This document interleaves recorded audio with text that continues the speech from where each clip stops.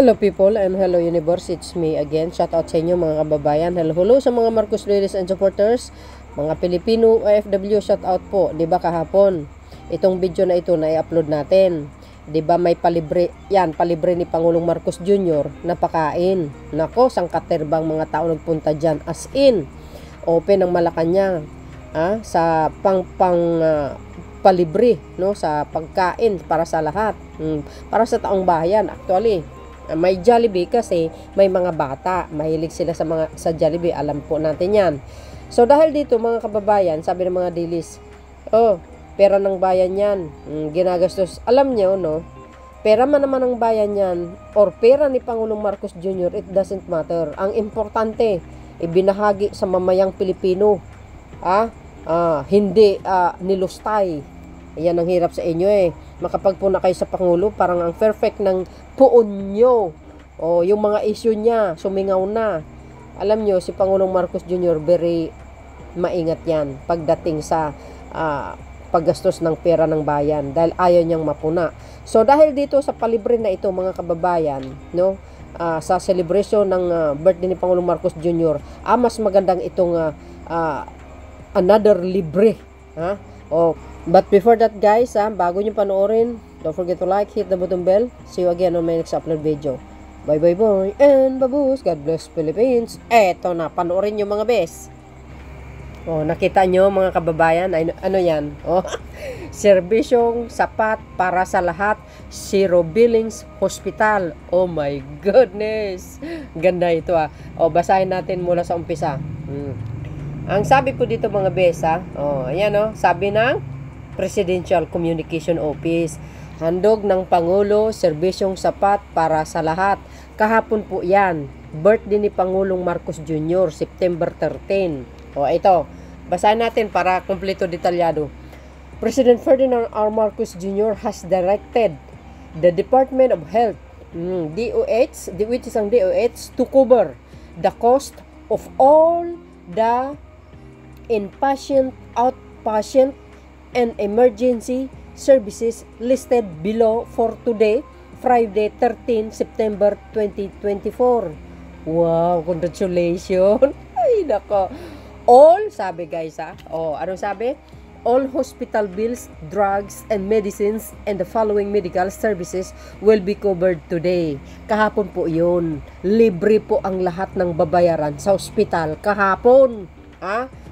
Akala nyo sa isang lugar? Hindi. Basahin natin sabi dito, anong covered nung pang-birthday ni Pangulong Marcos Jr. sa mga kababayan natin ng mga Pilipino: chemotherapy, dental services, dialysis, implant, laboratory and diagnostic procedures, therapy and rehabilitative services. Ay wow, grabe, congratulations. Sabi po dito, these free services are available in all public tertiary hospital nationwide. Pag sinabi mo nationwide, Luzon, Visayas at Mindanao. Bakit? Ito. Yan NCR is Avenue Medical Center, UCR Reyes Memorial Medical Center, Lung Center of the Philippine National Kidney and Transplant Institute, Philippines Children's Medical Center, Philippines General Hospital, Philippines Heart Center, and Philippines Orthopedic Center. Uy, grobe, social. Guys, lahat yan, lahat itong hospital na ito, kahapon, walang babayarin ang lahat ng mga pasyente sa loob. Kahapon yun, covered ng September 13. Ang laking tulong yun, guys, yan, ito pa, Luzon, Batanes General Hospital, Batangas Medical Center, Bicol Medical Center, Cagayan Valley Medical Center, Dr. Paulino G. Garcia Memorial Research and Medical Center, Ilocos Training and Regional Medical Center. Libre po yan ang babayarin ng mga pasyente sa loob ng hospital yan kahapon. Luzon yan, Luzon. Punta tayo sa Visayas. Anong sabi? Yan, libre kahapon. Eastern Visayas Medical Center, Gobernador Celestino Galaris Memorial Hospital, Vicente Soto Memorial Medical Center. Social. Lahat yan libre kahapon.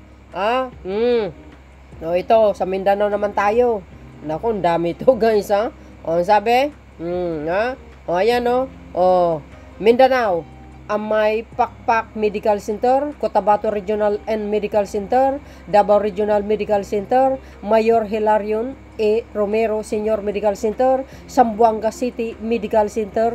Wow! Oh, diretso. The Zero Billing Program is just one of many initiatives that reflects the administration commitment to healthcare access for all Filipinos in need.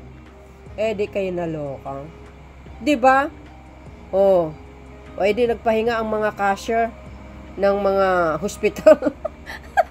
Kasi walang nagbabayad kahapon, guys. Yan yung sinasabi natin, mga kababayan.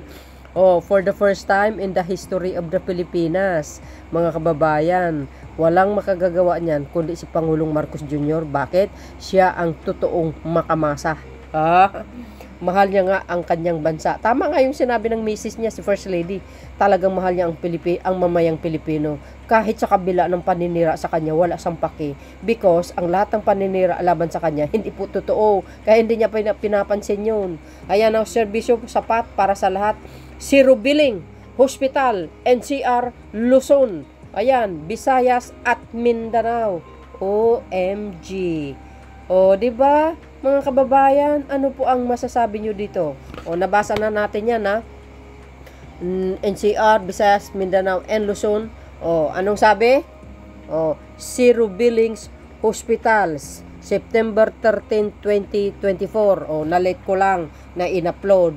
Ano po ang kapalagayan nyo? Ako, ang kapalagayan ko, sobrang masayang masaya, mga kababayan.